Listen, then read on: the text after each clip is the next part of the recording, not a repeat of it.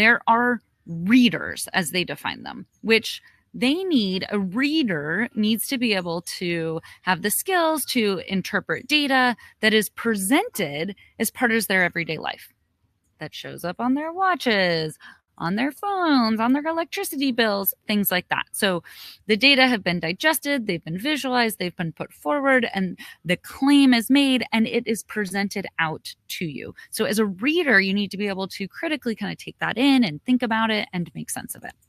Then there are what they classify as makers.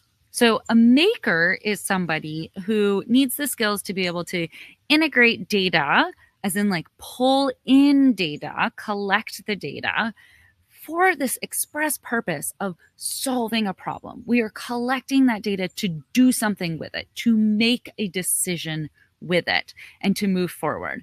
So we need to consciously be aware of our own contributions to the data that we are collecting, to society that we are putting out in terms of the data that we are putting out, so that decisions can be made from those data.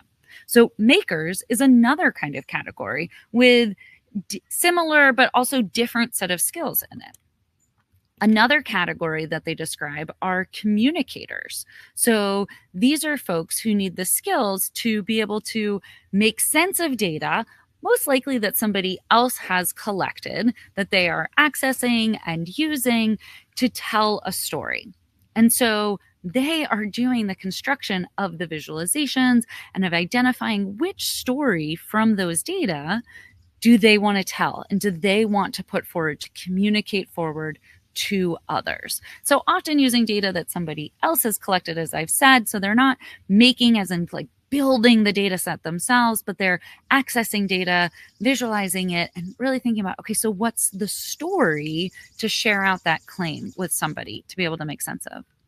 And then the final category that Wolf and her colleagues talk about are scientists. And they define scientists as needing to have the skills to combine strong technical skills to be able to collect, process, do computational thinking on, maybe run some statistical analyses on as they're working through the data, as well as those communication skills of once they have looked through the data and processed it, either data they collected or they accessed from multiple different places, to be able to communicate out.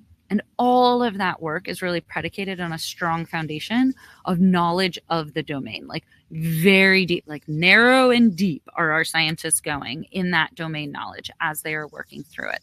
So my question for you is, okay, first off, do any of these resonate? And then secondly, which one are you pointing towards?